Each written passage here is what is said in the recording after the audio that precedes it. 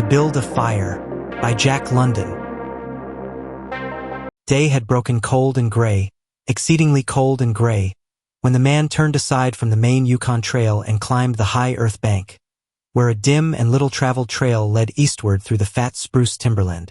It was a steep bank, and he paused for breath at the top, excusing the act to himself by looking at his watch. It was 9 o'clock. There was no sun nor hint of sun, though there was not a cloud in the sky. It was a clear day, and yet there seemed an intangible pall over the face of things, a subtle gloom that made the day dark, and that was due to the absence of sun. This fact did not worry the man. He was used to the lack of sun. It had been days since he had seen the sun, and he knew that a few more days must pass before that cheerful orb, due south, would just peep above the skyline and dip immediately from view. The man flung a look back along the way he had come. The Yukon lay a mile wide and hidden under 3 feet of ice. On top of this ice were as many feet of snow. It was all pure white, rolling in gentle undulations where the ice jams of the freeze-up had formed. North and south, as far as his eye could see, it was unbroken white, save for a dark hairline that curved and twisted from around the spruce-covered island to the south, and that curved and twisted away into the north, where it disappeared behind another spruce-covered island. This dark hairline was the trail, the main trail, that led south 500 miles to the Chilkoot Pass, Dyea, and Saltwater, and that led north 70 miles to Dawson and still on to the north 1,000 miles to Nulato, and finally to St. Michael on Bering Sea, 1,000 miles and half 1,000 more. But all this, the mysterious, far-reaching hairline trail, the absence of sun from the sky, the tremendous cold, and the strangeness and weirdness of it all, made no impression on the man. It was not because he was long used to it. He was a newcomer in the land, a Chechaquo, and this was his first winter. The trouble with him was that he was without imagination. He was quick and alert in the things of life, but only in the things, and not in their significances. 50 degrees below zero meant 80-odd degrees of frost. Such a fact impressed him as being cold and uncomfortable, and that was all. It did not lead him to meditate upon his frailty as a creature of temperature, and upon man's frailty in general, able only to live within certain narrow limits of heat and cold. And from there on it did not lead him to the conjectural field of immortality and man's place in the universe. 50 degrees below zero stood for a bite of frost that hurt and that must be guarded against by the use of mittens, ear flaps, warm moccasins, and thick socks. 50 degrees below zero was to him just precisely 50 degrees below zero. That there should be anything more to it than that was a thought that never entered his head. As he turned to go on, he spat speculatively. There was a sharp, explosive crackle that startled him. He spat again. And again, in the air, before it could fall to the snow, the spittle crackled. He knew that at 50 below spittle crackled on the snow. But this spittle had crackled in the air. Undoubtedly, it was colder than 50 below. How much colder he did not know. But the temperature did not matter. He was bound for the old claim on the left fork of Henderson Creek, where the boys were already. They had come over across the divide from the Indian Creek country, while he had come the roundabout way to take a look at the possibilities of getting out logs in the spring from the islands in the Yukon. He would be in to camp by 6 o'clock. A bit after dark, it was true, but the boys would be there, a fire would be going, and a hot supper would be ready. As for lunch, he pressed his hand against the protruding bundle under his jacket. It was also under his shirt, wrapped up in a handkerchief and lying against the naked skin. It was the only way to keep the biscuits from freezing. He smiled agreeably to himself as he thought of those biscuits, each cut open and sopped in bacon grease, and each enclosing a generous slice of fried bacon. He plunged in among the big spruce trees. The trail was faint. A foot of snow had fallen since the last sled had passed over, and he was glad he was without a sled traveling light. In fact, he carried nothing but the lunch wrapped in the handkerchief. He was surprised, however, at the cold. It certainly was cold, he concluded, as he rubbed his numbed nose and cheekbones with his mittened hand. He was a warm-whiskered man, but the hair on his face did not protect the high cheekbones and the eager nose that thrust itself aggressively into the frosty air. At the man's heels trotted a dog, a big native husky. The proper wolf dog, gray-coated and without any visible or temperamental difference from its brother, the wild wolf. The animal was depressed by the tremendous cold. It knew that it was no time for traveling. Its instinct told it a truer tale than was told to the man by the man's judgment. In reality, it was not merely colder than 50 below zero. It was colder than 60 below, than 70 below. It was 75 below zero. Since the freezing point is 32 above zero, it meant that 107 degrees of frost obtained. The dog did not know anything about thermometers. Possibly in its brain there was no sharp consciousness of a condition of very cold such as was in the man's brain. But the brute had its instinct. It experienced a vague but menacing apprehension that subdued it and made it slink along at the man's heels, and that made it question eagerly every unwanted movement of the man as if expecting him to go into camp or to seek shelter somewhere and build a fire. The dog had learned fire, and it wanted fire, or else to burrow under the snow and cuddle its warmth away from the air. The frozen moisture of its breathing had settled on its fur in a fine powder of frost, and especially were its jowls, muzzle, and eyelashes whitened by its crystalled breath. The man's red beard and mustache were likewise frosted, but more solidly, the deposit taking the form of ice and increasing with every warm, moist breath he exhaled. Also, the man was chewing tobacco, and the muzzle of ice held his lips so rigidly that he was unable to clear his chin when he expelled the juice. The result was that a crystal beard of the color and solidity of amber was increasing its length on his chin. If he fell down it would shatter itself, like glass, into brittle fragments. But he did not mind the appendage. It was the penalty all tobacco chewers paid in that country, and he had been out before in 2 cold snaps. They had not been so cold as this, he knew, but by the spirit thermometer at 60 mile he knew they had been registered at 50 below and at 55. He held on through the level stretch of woods for several miles, crossed a wide flat of tussocks, and dropped down a bank to the frozen bed of a small stream. This was Henderson Creek, and he knew he was 10 miles from the forks. He looked at his watch. It was 10 o'clock. He was making 4 miles an hour, and he calculated that he would arrive at the forks at 12:30. He decided to celebrate that event by eating his lunch there. The dog dropped in again at his heels, with a tail drooping discouragement, as the man swung along the creek bed. The furrow of the old sled trail was plainly visible, but a dozen inches of snow covered the marks of the last runners. In a month no man had come up or down that silent creek. The man held steadily on. He was not much given to thinking, and just then particularly he had nothing to think about save that he would eat lunch at the forks and that at 6 o'clock he would be in camp with the boys. There was nobody to talk to and, had there been, speech would have been impossible because of the ice muzzle on his mouth. So he continued monotonously to chew tobacco and to increase the length of his amber beard. Once in a while, the thought reiterated itself that it was very cold and that he had never experienced such cold. As he walked along he rubbed his cheekbones and nose with the back of his mittened hand. He did this automatically, now and again changing hands. But rub as he would, the instant he stopped his cheekbones went numb, and the following instant the end of his nose went numb. He was sure to frost his cheeks. He knew that and experienced a pang of regret that he had not devised a nose strap of the sort Bud wore in cold snaps. Such a strap passed across the cheeks as well and saved them. But it didn't matter much after all. What were frosted cheeks? A bit painful, that was all. They were never serious. Empty as the man's mind was of thoughts, he was keenly observant, and he noticed the changes in the creek, the curves and bends and timber jams, and always he sharply noted where he placed his feet. Once, coming around a bend, he shied abruptly, like a startled horse, curved away from the place where he had been walking, and retreated several paces back along the trail. The creek he knew was frozen clear to the bottom. No creek could contain water in that Arctic winter, but he knew also that there were springs that bubbled out from the hillsides and ran along under the snow and on top the ice of the creek. He knew that the coldest snaps never froze these springs, and he knew likewise their danger. They were traps. They hid pools of water under the snow that might be 3 inches deep or 3 feet. Sometimes a skin of ice half an inch thick covered them, and in turn was covered by the snow. Sometimes there were alternate layers of water and ice skin, so that when one broke through he kept on breaking through, for a while, sometimes wetting himself to the waist. That was why he had shied in such panic.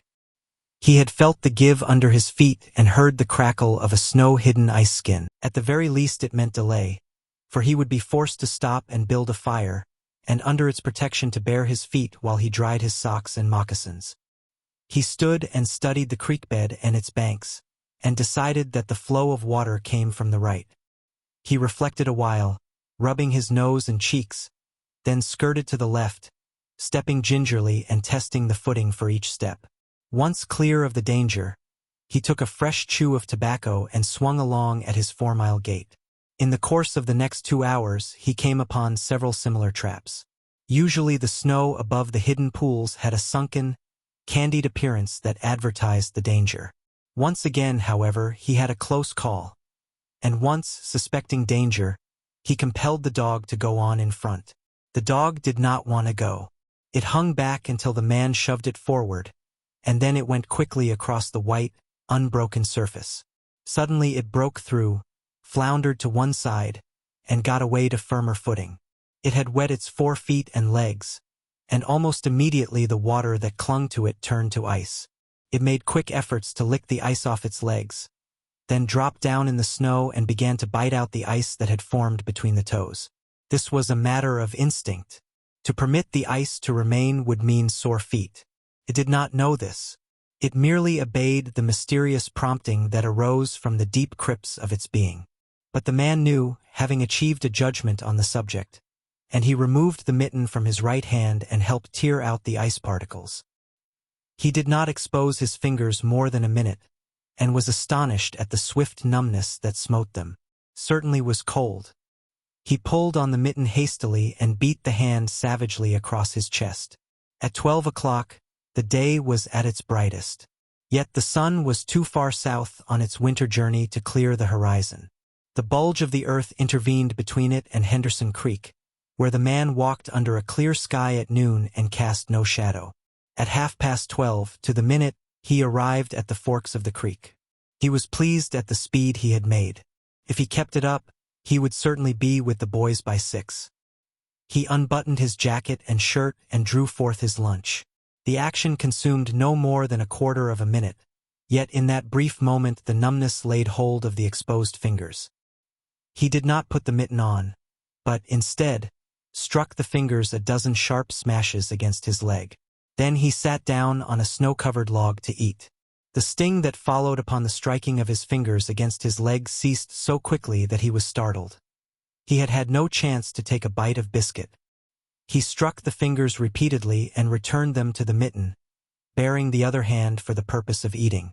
He tried to take a mouthful, but the ice muzzle prevented. He had forgotten to build a fire and thaw out. He chuckled at his foolishness, and as he chuckled he noted the numbness creeping into the exposed fingers. Also, he noted that the stinging which had first come to his toes when he sat down was already passing away. He wondered whether the toes were warm or numb. He moved them inside the moccasins and decided that they were numbed. He pulled the mitten on hurriedly and stood up. He was a bit frightened. He stamped up and down until the stinging returned into the feet. Certainly was cold, was his thought. That man from Sulphur Creek had spoken the truth when telling how cold it sometimes got in the country. And he had laughed at him at the time. That showed one must not be too sure of things. There was no mistake about it, it was cold. He strode up and down, stamping his feet and threshing his arms, until reassured by the returning warmth. Then he got out matches and proceeded to make a fire. From the undergrowth, where high water of the previous spring had lodged a supply of seasoned twigs, he got his firewood. Working carefully from a small beginning, he soon had a roaring fire, over which he thawed the ice from his face and in the protection of which he ate his biscuits. For the moment the cold of space was outwitted. The dog took satisfaction in the fire, stretching out close enough for warmth and far enough away to escape being singed. When the man had finished, he filled his pipe and took his comfortable time over a smoke. Then he pulled on his mittens, settled the ear flaps of his cap firmly about his ears, and took the creek trail up the left fork. The dog was disappointed and yearned back toward the fire. This man did not know cold. Possibly all the generations of his ancestry had been ignorant of cold, of real cold, of cold 107 degrees below freezing point. But the dog knew. All its ancestry knew, and it had inherited the knowledge. And it knew that it was not good to walk abroad in such fearful cold. It was the time to lie snug in a hole in the snow and wait for a curtain of cloud to be drawn across the face of outer space from whence this cold came. On the other hand, there was keen intimacy between the dog and the man. The one was the toil slave of the other, and the only caresses it had ever received were the caresses of the whiplash and of harsh and menacing throat sounds that threatened the whiplash. So the dog made no effort to communicate its apprehension to the man. It was not concerned for the welfare of the man. It was for its own sake that it yearned back toward the fire. But the man whistled, and spoke to it with the sound of whiplashes, and the dog swung in at the man's heels and followed after. The man took a chew of tobacco and proceeded to start a new amber beard. Also, his moist breath quickly powdered with white his mustache, eyebrows, and lashes. There did not seem to be so many springs on the left fork of the Henderson, and for half an hour the man saw no signs of any. And then it happened. At a place where there were no signs, where the soft, unbroken snow seemed to advertise solidity beneath, the man broke through. It was not deep. He wetted himself halfway to the knees before he floundered out to the firm crust. He was angry and cursed his luck aloud. He had hoped to get into camp with the boys at 6 o'clock, and this would delay him an hour, for he would have to build a fire and dry out his footgear. This was imperative at that low temperature. He knew that much, and he turned aside to the bank, which he climbed. On top, tangled in the underbrush about the trunks of several small spruce trees, was a high-water deposit of dry firewood. Sticks and twigs principally, but also larger portions of seasoned branches and fine, dry, last year's grasses. He threw down several large pieces on top of the snow. This served for a foundation and prevented the young flame from drowning itself in the snow it otherwise would melt. The flame he got by touching a match to a small shred of birch bark that he took from his pocket. This burned even more readily than paper. Placing it on the foundation, he fed the young flame with wisps of dry grass and with the tiniest dry twigs. He worked slowly and carefully, keenly aware of his danger. Gradually, as the flame grew stronger, he increased the size of the twigs with which he fed it. He squatted in the snow, pulling the twigs out from their entanglement in the brush and feeding directly to the flame. He knew there must be no failure. When it is 75 below zero, a man must not fail in his first attempt to build a fire, that is, if his feet are wet. If his feet are dry and he fails, he can run along the trail for half a mile and restore his circulation. But the circulation of wet and freezing feet cannot be restored by running when it is 75 below. No matter how fast he runs, the wet feet will freeze the harder. All this the man knew. The old-timer on Sulphur Creek had told him about it the previous fall, and now he was appreciating the advice. Already all sensation had gone out of his feet. To build the fire he had been forced to remove his mittens, and the fingers had quickly gone numb. His pace of 4 miles an hour had kept his heart pumping blood to the surface of his body and to all the extremities. But the instant he stopped, the action of the pump eased down. The cold of space smote the unprotected tip of the planet, and he, being on that unprotected tip, received the full force of the blow. The blood of his body recoiled before it. The blood was alive, like the dog, and like the dog it wanted to hide away and cover itself up from the fearful cold. So long as he walked 4 miles an hour, he pumped that blood willy-nilly to the surface. But now it ebbed away and sank down into the recesses of his body. The extremities were the first to feel its absence. His wet feet froze the faster, and his exposed fingers numbed the faster, though they had not yet begun to freeze. Nose and cheeks were already freezing, while the skin of all his body chilled as it lost its blood. But he was safe. Toes and nose and cheeks would be only touched by the frost, for the fire was beginning to burn with strength. He was feeding it with twigs the size of his finger. In another minute he would be able to feed it with branches the size of his wrist, and then he could remove his wet footgear and, while it dried, he could keep his naked feet warm by the fire, rubbing them at first, of course, with snow. The fire was a success. He was safe. He remembered the advice of the old-timer on Sulphur Creek, and smiled. The old-timer had been very serious in laying down the law that no man must travel alone in the Klondike after 50 below. Well, here he was, He had had the accident. He was alone, and he had saved himself. Those old-timers were rather womanish, some of them, he thought. All a man had to do was to keep his head, and he was all right. Any man who was a man could travel alone. But it was surprising, the rapidity with which his cheeks and nose were freezing. And he had not thought his fingers could go lifeless in so short a time. Lifeless they were, for he could scarcely make them move together to grip a twig, and they seemed remote from his body and from him. When he touched a twig, he had to look and see whether or not he had hold of it. The wires were pretty well down between him and his finger ends, all of which counted for little. There was the fire, snapping and crackling and promising life with every dancing flame. He started to untie his moccasins. They were coated with ice.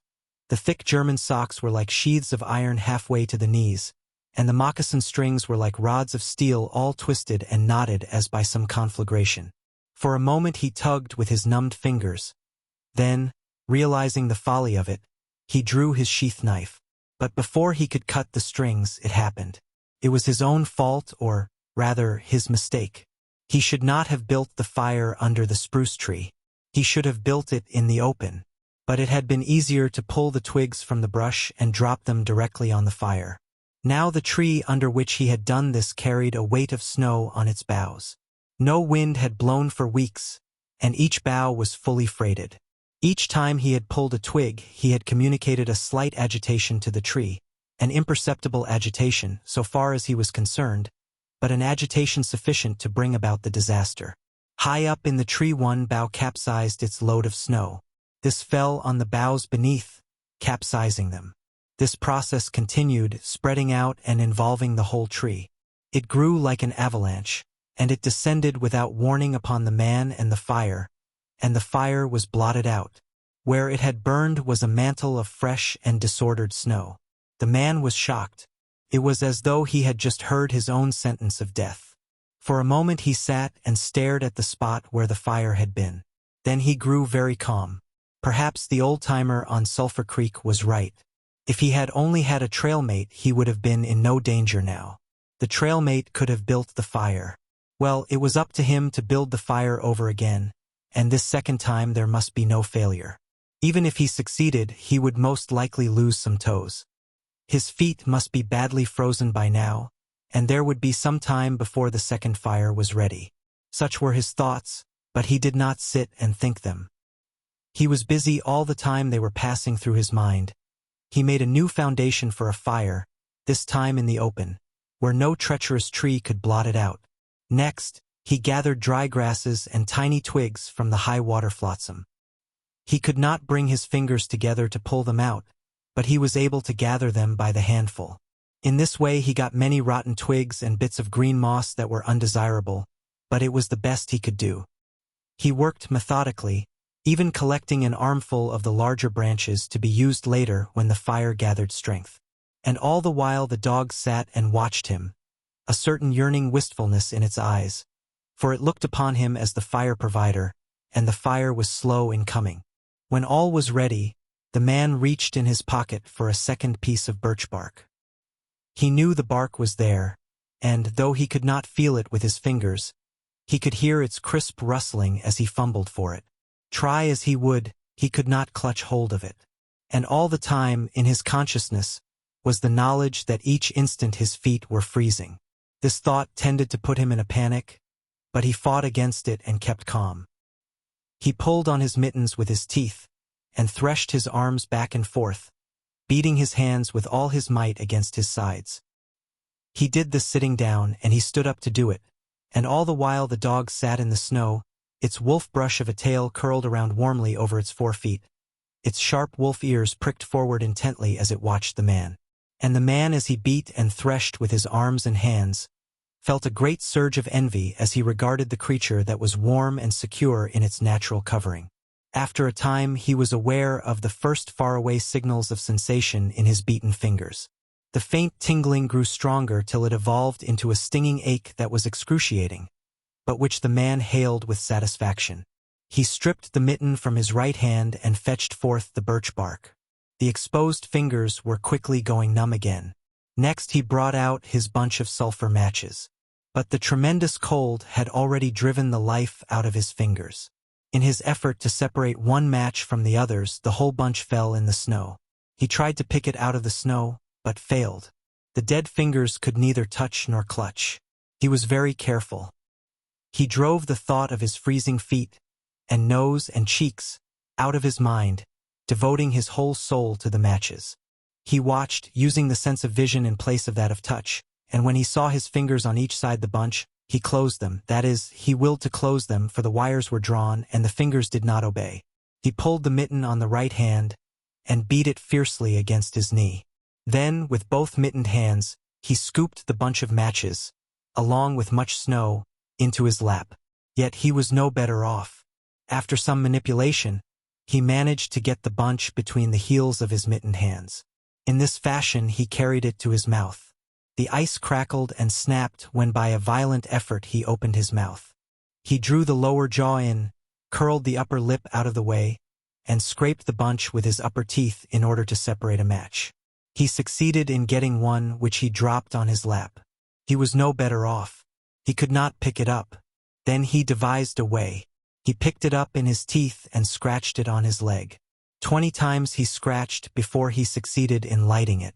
As it flamed, he held it with his teeth to the birch bark. But the burning brimstone went up his nostrils and into his lungs, causing him to cough spasmodically. The match fell into the snow and went out. The old-timer on Sulphur Creek was right, he thought, in the moment of controlled despair that ensued. After 50 below, a man should travel with a partner. He beat his hands, but failed in exciting any sensation. Suddenly he bared both hands, removing the mittens with his teeth. He caught the whole bunch between the heels of his hands.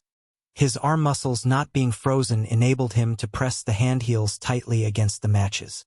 Then he scratched the bunch along his leg. It flared into flame, 70 sulphur matches at once. There was no wind to blow them out. He kept his head to one side to escape the strangling fumes, and held the blazing bunch to the birch bark. As he so held it, he became aware of sensation in his hand. His flesh was burning. He could smell it. Deep down below the surface he could feel it. The sensation developed into pain that grew acute. And still he endured it, holding the flame of the matches clumsily to the bark that would not light readily because his own burning hands were in the way, absorbing most of the flame. At last, when he could endure no more, he jerked his hands apart. The blazing matches fell sizzling into the snow, but the birch bark was alight. He began laying dry grasses and the tiniest twigs on the flame. He could not pick and choose, for he had to lift the fuel between the heels of his hands. Small pieces of rotten wood and green moss clung to the twigs, and he bit them off as well as he could with his teeth. He cherished the flame carefully and awkwardly. It meant life and it must not perish. The withdrawal of blood from the surface of his body now made him begin to shiver, and he grew more awkward. A large piece of green moss fell squarely on the little fire. He tried to poke it out with his fingers, but his shivering frame made him poke too far, and he disrupted the nucleus of the little fire, the burning grasses and tiny twigs separating and scattering. He tried to poke them together again, but in spite of the tenseness of the effort, his shivering got away with him, and the twigs were hopelessly scattered. Each twig gushed a puff of smoke and went out. The fire provider had failed. As he looked apathetically about him, his eyes chanced on the dog, sitting across the ruins of the fire from him, in the snow, making restless, hunching movements, slightly lifting one forefoot and then the other, shifting its weight back and forth on them with wistful eagerness. The sight of the dog put a wild idea into his head. He remembered the tale of the man, caught in a blizzard, who killed a steer and crawled inside the carcass, and so was saved. He would kill the dog and bury his hands in the warm body until the numbness went out of them. Then he could build another fire. He spoke to the dog, calling it to him. But in his voice was a strange note of fear that frightened the animal, who had never known the man to speak in such way before. Something was the matter, and its suspicious nature sensed danger. It knew not what danger, but somewhere, somehow, in its brain arose an apprehension of the man. It flattened its ears down at the sound of the man's voice, and its restless, hunching movements and the liftings and shiftings of its 4 feet became more pronounced, but it would not come to the man. He got on his hands and knees and crawled toward the dog. This unusual posture again excited suspicion, and the animal sidled mincingly away. The man sat up in the snow for a moment and struggled for calmness. Then he pulled on his mittens by means of his teeth and got upon his feet. He glanced down at first in order to assure himself that he was really standing up, for the absence of sensation in his feet left him unrelated to the earth. His erect position in itself started to drive the webs of suspicion from the dog's mind, and when he spoke peremptorily, with the sound of whiplashes in his voice, the dog rendered its customary allegiance and came to him. As it came within reaching distance, the man lost his control. His arms flashed out to the dog, and he experienced genuine surprise when he discovered that his hands could not clutch, that there was neither bend nor feeling in the fingers. He had forgotten for the moment that they were frozen and that they were freezing more and more. All this happened quickly, and before the animal could get away, he encircled its body with his arms. He sat down in the snow, and in this fashion held the dog, while it snarled and whined and struggled. But it was all he could do, hold its body encircled in his arms and sit there. He realized that he could not kill the dog. There was no way to do it. With his helpless hands, he could neither draw nor hold his sheath knife nor throttle the animal. He released it, and it plunged wildly away, with tail between its legs, and still snarling. It halted 40 feet away and surveyed him curiously, with ears sharply pricked forward. The man looked down at his hands in order to locate them, and found them hanging on the ends of his arms. It struck him as curious that one should have to use his eyes in order to find out where his hands were. He began threshing his arms back and forth, beating the mittened hands against his sides. He did this for 5 minutes violently, and his heart pumped enough blood up to the surface to put a stop to his shivering. But no sensation was aroused in the hands. He had an impression that they hung like weights on the ends of his arms, but when he tried to run the impression down, he could not find it. A certain fear of death, dull and oppressive, came to him. This fear quickly became poignant as he realized that it was no longer a mere matter of freezing his fingers and toes, or of losing his hands and feet, but that it was a matter of life and death with the chances against him. This threw him into a panic, and he turned and ran up the creek bed along the old, dim trail. The dog joined in behind and kept up with him. He ran blindly, without intention, in fear such as he had never known in his life. Slowly, as he plowed and floundered through the snow, he began to see things again. The banks of the creek, the old timber jams, the leafless aspens and the sky. The running made him feel better. He did not shiver. Maybe, if he ran on, his feet would thaw out. And anyway, if he ran far enough, he would reach camp and the boys. Without doubt, he would lose some fingers and toes and some of his face. But the boys would take care of him and save the rest of him when he got there. And at the same time, there was another thought in his mind that said he would never get to the camp and the boys, that it was too many miles away, that the freezing had too great a start on him, and that he would soon be stiff and dead. This thought he kept in the background and refused to consider. Sometimes it pushed itself forward and demanded to be heard, but he thrust it back and strove to think of other things. It struck him as curious that he could run at all on feet so frozen that he could not feel them when they struck the earth and took the weight of his body. He seemed to himself to skim along above the surface and to have no connection with the earth. Somewhere he had once seen a winged Mercury, and he wondered if Mercury felt as he felt when skimming over the earth. His theory of running until he reached camp and the boys had one flaw in it. He lacked the endurance. Several times he stumbled and finally he tottered, crumpled up and fell. When he tried to rise, he failed. He must sit and rest, he decided, and next time he would merely walk and keep on going. As he sat and regained his breath, he noted that he was feeling quite warm and comfortable. He was not shivering, and it even seemed that a warm glow had come to his chest and trunk. And yet, when he touched his nose or cheeks, there was no sensation. Running would not thaw them out, nor would it thaw out his hands and feet. Then the thought came to him that the frozen portions of his body must be extending. He tried to keep this thought down, to forget it, to think of something else. He was aware of the panicky feeling that it caused, and he was afraid of the panic. But the thought asserted itself, and persisted, until it produced a vision of his body totally frozen. This was too much, and he made another wild run along the trail. Once he slowed down to a walk, but the thought of the freezing extending itself made him run again. And all the time the dog ran with him at his heels. When he fell down a second time, it curled its tail over its 4 feet and sat in front of him, facing him curiously eager and intent. The warmth and security of the animal angered him, and he cursed it till it flattened down its ears appeasingly. This time the shivering came more quickly upon the man. He was losing in his battle with the frost. It was creeping into his body from all sides. The thought of it drove him on, but he ran no more than 100 feet, when he staggered and pitched headlong. It was his last panic. When he had recovered his breath and control, he sat up and entertained in his mind the conception of meeting death with dignity. However, the conception did not come to him in such terms. His idea of it was that he had been making a fool of himself, running around like a chicken with its head cut off. Such was the simile that occurred to him. Well, he was bound to freeze anyway, and he might as well take it decently. With this newfound peace of mind came the first glimmerings of drowsiness. A good idea, he thought, to sleep off to death. It was like taking an anesthetic. Freezing was not so bad as people thought. There were lots worse ways to die. He pictured the boys finding his body next day. Suddenly he found himself with them, coming along the trail and looking for himself. And, still with them, he came around a turn in the trail and found himself lying in the snow. He did not belong with himself any more, for even then he was out of himself, standing with the boys and looking at himself in the snow. Certainly was cold, was his thought. When he got back to the States he could tell the folks what real cold was. He drifted on from this to a vision of the old-timer on Sulphur Creek.